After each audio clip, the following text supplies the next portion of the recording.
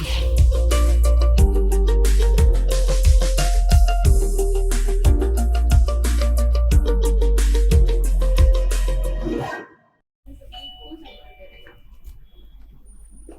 Minute sir. Good evening sir. Good evening sir. बैठिए। Thank you sir. अपने बारे में कुछ बताइए। सर मैं रोहतास जिले का निवासी हूँ। मैंने अपना ग्रेजुएशन गुरुकुल कांगड़ी यूनिवर्सिटी हरिद्वार से इलेक्ट्रॉनिक्स एंड कम्युनिकेशन इंजीनियरिंग में बीटेक किया है और मेरी प्रारंभिक पढ़ाई मेरे गृह जिले में ही हुई है और ये मेरा बीपीएससी में तीसरा अटेम्प्ट है जिसमें मेरा ये दूसरा इंटरव्यू होगा और मैं पोएट्री राइटिंग की रुचि रखता हूँ। यानी ग्रेजुएशन के बाद से आप गवर्नमेंट जॉब की प्रिपरेशन में लगे हुए हैं जी, है ना? जी। या और भी कुछ किया है आपने? नहीं, इसके बियॉन्ड सर अभी मैंने कुछ नहीं किया। ओके। आप हमें बिहार के कुछ मेजर ट्राइब्स के बारे में बता सकते हैं? Yes sir. Oraon tribe, Santhal tribe. कहाँ पे रीजन के साथ आप बताएंगे? उरांव ट्राइब सर मुख्यतः रोहतास जिले में रोहतास, कैमूर और पश्चिमी चंपारण में पाए जाते हैं और सर मुंडा लोग जमुई और जमुई एरिया में ज़्यादातर मिलते हैं और संथाल पश्चिमी चंपारण और पूर्वी चंपारण साइड मिलता है। और भी कोई है? थारूज मिलते हैं यहाँ बिहार में? हाँ सर, थारूज मिलते हैं। किस रीजन में? पश्चिमी चंपारण रीजन में सर। जो दूसरे ट्राइबल होते हैं उनका जो अपीयरेंस होता है और थारूज का जो अपीयरेंस होता है वो थोड़ा डिफरेंट है। आप बता सकते हैं इस बारे में कैसे डिफरेंट है वो? सर मैंने पढ़ा है बट अभी मैं सर रिकॉल नहीं कर। उन्हें थारूज क्यों कहा जाता है? सॉरी सर, इस बारे में मैं नहीं जानता। जो भी ट्राइबल पॉपुलेशन है उनसे कॉमन सोसाइटी को क्या क्या सीखना चाहिए? जो कॉमन पीपल होते हैं मेन लैंड के, उन्हें क्या क्या सीखना चाहिए ट्राइबल्स से? जो ट्राइबल से कॉमन सोसाइटी नेचर लव को सीख सकता है कि नेचर के पास रहना हमें सर, और अपने संस्कृति और अपने समाज के प्रति इंटैक्ट रह के अपने जीवन यापन करना और एक सामुदायिक भावना का बहुत ज़्यादा विकास उनमें देखा जाता है, वो हम उनसे सीख सकते हैं। और भी कुछ सर कुछ जनजाति हैं जो सर जिनमें मातृ प्रधान समाज है, वो भी हमारे लिए मतलब एक सीखने का जरिया हो सकता है। अच्छा, इसका क्या मतलब है मातृ प्रधान समाज? जैसे सर खासी जनजाति जो है वहाँ पे देखा जाता है कि जो महिलाएं होती हैं वो परिवार के मुखिया होती हैं, वो आर्थिक और जो पारिवारिक गतिविधियां उनको वो कंट्रोल करती हैं। अच्छा अच्छा। कहाँ पे मिलते हैं खासी? ये सर असम के खासी एरिया में पाई जाती है। मुख्य रूप से असम में पाई जाती हैं खासी। गारो कहाँ पाई जाती हैं? सर ये भी असम और नागालैंड एरिया में पाई जाती है। श्योर हैं आप? सॉरी सर, मैं श्योर नहीं। गॉन्ड्स कहाँ पे मिलते हैं? गोंड सर मध्य प्रदेश में पाए जाते हैं। छत्तीसगढ़ एरिया में मिलते हैं। ठीक है, ओके सर। अभी 2 दिन पहले बिहार राज्य की जातीय गणना का रिजल्ट आया है। जी सर। उस गणना का पैरामीटर्स क्या था?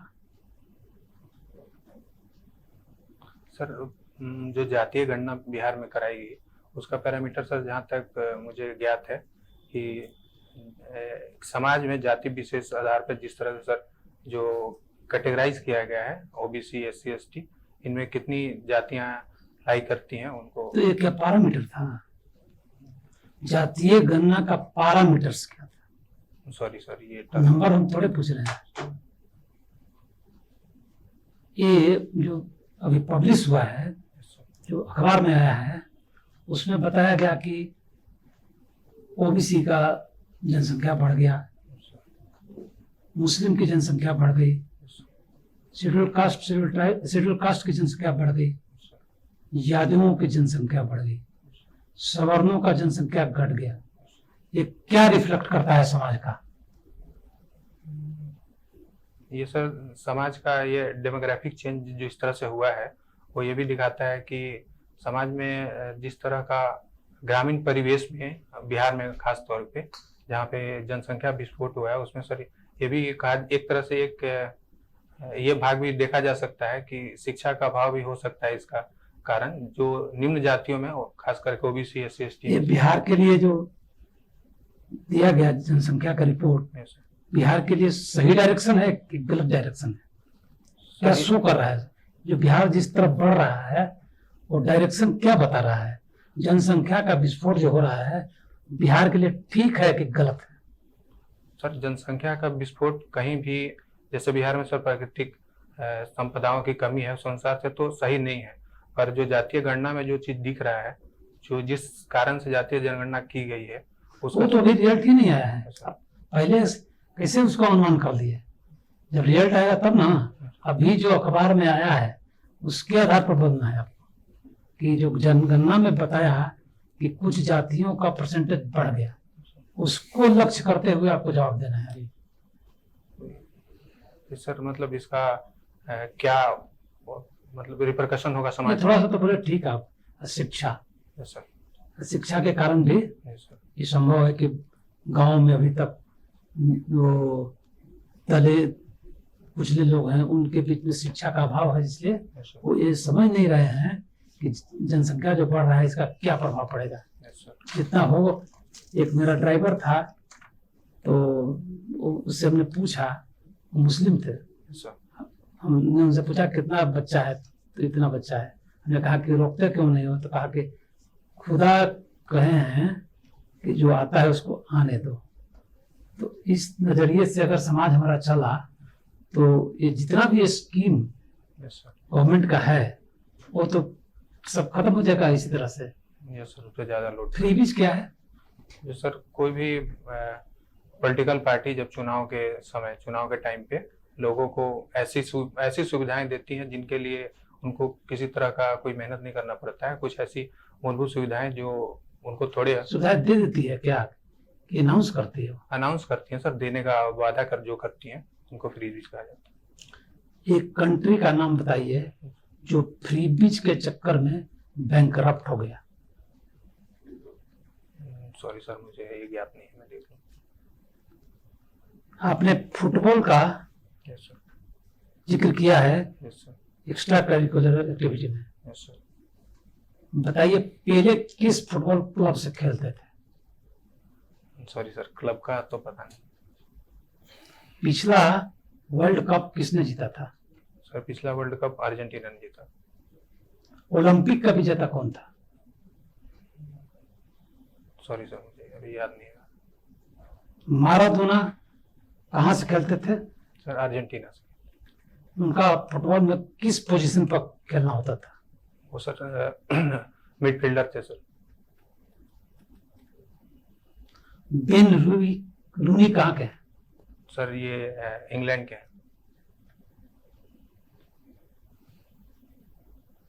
राइटिंग पोएट्री अपने हॉबीज में लिखा है, किस तरह की पोएट्री लिखते हैं? हिंदी में? जी सर।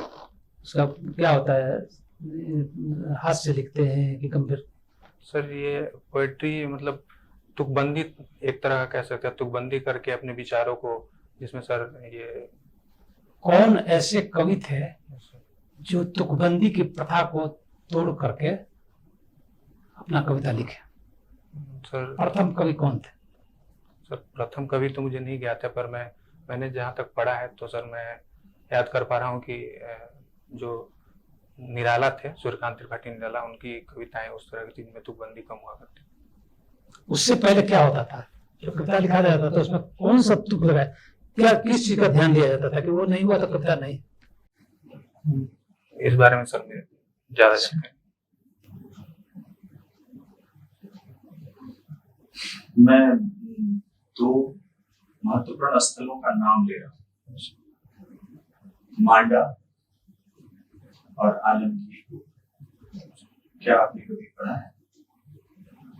सर मैंने आलमगीरपुर सुना है और मुझे अभी सर ध्यान नहीं आ रहा। दो और स्थलों का नाम ले रहा हूँ, दायमाबाद और सुत्तागेट। स्मरण हो रहा है? Yes sir. सर सिंधु घाटी सभ्यता के काल के दो स्थल हैं, दहमाबाद जो कि सर महाराष्ट्र में पड़ता है, और सुंदर खंडोर जो कि गुजरात से, जहाँ तक मैं याद करता हूँ। सुंदरगढ़ गुजरात में।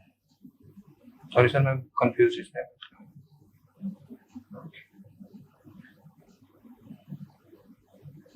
एक शब्द, एक टर्म जिसकी व्याख्या में आपसे चाहूंगा, डीग्लोबलाइजेशन। आपने सुना है? सर मैंने सुना नहीं है। आप पुलिस ऑफिसर बनना चाहते हैं? Yes sir. कैसे करेंगे smart police? Sir smart policing की जो बेसिक चीजें हैं, जैसे कम्युनिटी पुलिसिंग, लोगों को पुलिस और जो जनता के बीच का खाई है उसको कम करने की कोशिश करेंगे, लोगों से डायरेक्ट संवाद करने की कोशिश किया जाए। तो एक पुलिस पदाधिकारी ये करता है, आप अलग क्या करते हैं?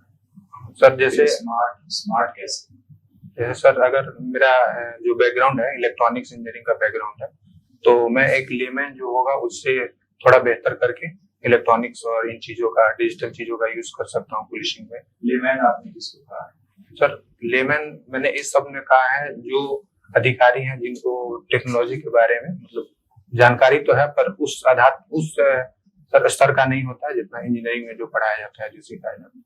उनको आपने लेमैन संबोधित किया और आप खुद को स्मार्ट बता रहे हैं। नहीं सर, स्मार्ट नहीं, जैसे अगर किसी विषय विशेष पर अगर मैंने उसमें अध्ययन किया हुआ है तो उसके अनुसार जिन्होंने उसके बारे में अध्ययन नहीं किया उनको लेमैन कहा जा सकता है, उसमें कोई उपेक्षा वाली। स्मार्ट पुलिसिंग के प्रतिमान क्या है बताओ?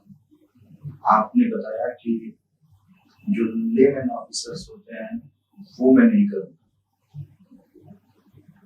मैं कुछ वो चीजें मैं सर करूंगा, पर जो डिजिटल और इलेक्ट्रॉनिक चीजों का उपयोग है मैं उनको ज्यादा तवज्जो दूंगा। क्या करेंगे? तो मेरा क्या करेंगे? डिजिटल क्या करेंगे? जैसे सर साइबर सिक्योरिटी अभी एक चैलेंज है जो इसमें पुलिस का भी काफी योगदान रहता है उसको कम करने में, तो मैं उसमें बढ़ चढ़ के इस चीजों को अवलोकन कर सकता हूँ, देख सकता हूँ, और अगर कहीं कोई गड़बड़ी होती है तो त्वरित में कार्रवाई भी करने के साथ साथ अगर वहाँ पे सर जरूरत पड़ती है तो मैं उन पे काम भी कर सकता हूँ इलेक्ट्रॉनिक्स के उपकरणों पे।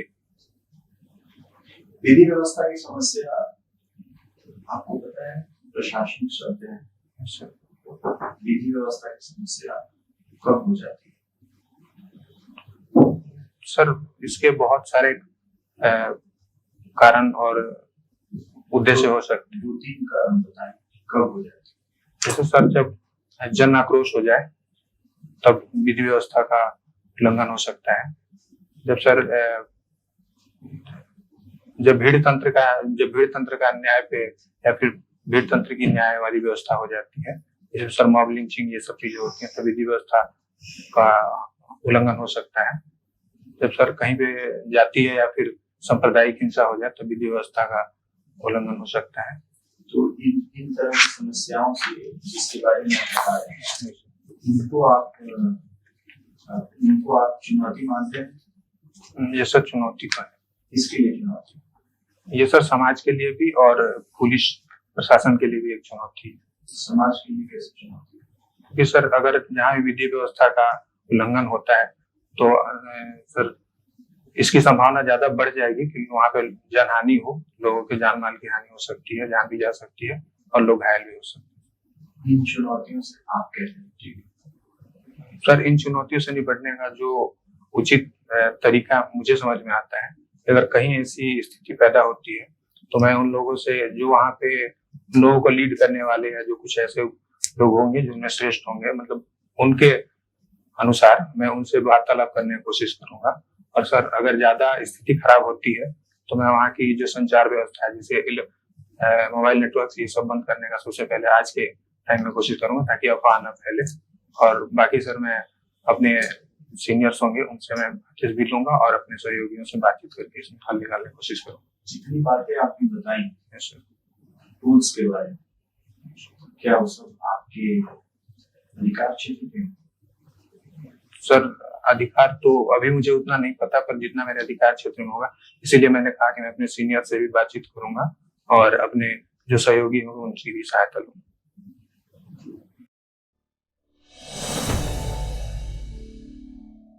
हमें ग्रीट किया था अभी, यस सर। किया था, हाँ, इस चीज़ का ध्यान रखिएगा। Yes sir. ये करना है। आप अच्छे कैंडिडेट हैं, पहले भी आप आ चुके हैं, आपकी पर्सनालिटी अच्छी है ना, तो वहाँ पे कहीं कोई दिक्कत नहीं है। एंथ्रोपोलॉजी आपका ऑप्शनल है, इसलिए मैंने ट्राइबल से रिलेटेड कुछ क्वेश्चन किया था, तो वहाँ पे थोड़ा सा और नॉलेज होना चाहिए था। गारो और खासी एक्चुअली मेघालय में हिल्स हैं और वहीं पे रहने वाले को इसीलिए वो नाम पड़ा है गारो एंड खासी। आप असम, सर मैं कंफ्यूज हो गया था, असम मेघालय। हाँ, तो थोड़ा सा, चूंकि ये तो पार्ट है आपके सिलेबस का, तो इसको थोड़ा सा देख लेना है। पोइट्रीज से रिलेटेड सर के कुछ क्वेश्चंस थे, आपको कैच कर, अगर पोइट्री आप लिखते हैं तो जाहिर है पढ़ते भी होंगे, तो कुछ लाइंस, अगर कोई लाइंस ऑलवेज फेमस लाइंस ही दी जाती हैं, तो अगर वहाँ, तो वो आपको थोड़ा सा कैच करना चाहिए था वहाँ पे। कुछ सोशल इश्यूज जो बर्निंग इश्यूज हैं, जैसे कास्ट सर्वे, उसका एक पैरामीटर था ना, गवर्नमेंट ने क्यों ये पूरा का पूरा एक्सरसाइज किया? सर एक्चुअली मतलब सर ने जिस तरह से बोला मैं उसको, हाँ, पैरामीटर तो सर कर बार बार पैरामीटर ये था कि 1931 का डाटा हमारे पास है, तो कितना वहाँ से चेंज आया है बेसिकली इकोनॉमिक लेवल पे, और तो इसकी चर्चा उस रिपोर्ट में अभी नहीं की गई है जो न्यूज़पेपर में आया, सिर्फ परसेंटेज दिया गया है, तो वो पैरामीटर तो अभी तक गायब ही है, शायद आगे हमें पता चले। तो इस लेवल पे आपसे बात की जा रही थी, है ना। फिर कुछ सिचुएशन बेस्ड क्वेश्चन जो सर ने पुलिसिंग से रिलेटेड दिया, वहाँ पे वीकनेस थी, वहाँ पे बिल्कुल ही आपका आंसर सेटिस्फैक्ट्री नहीं था, तो थोड़ा सा और देखना है, थोड़ा सा और जानना है, चूँकि बीपीएस आपने फर्स्ट प्रेफरेंस में दिया है, तो इसलिए कुछ क्वेश्चंस आपसे बनेंगे। ओवरऑल आप एक अच्छे कैंडिडेट हैं, थोड़ा सा वर्क कीजिए यहाँ पे।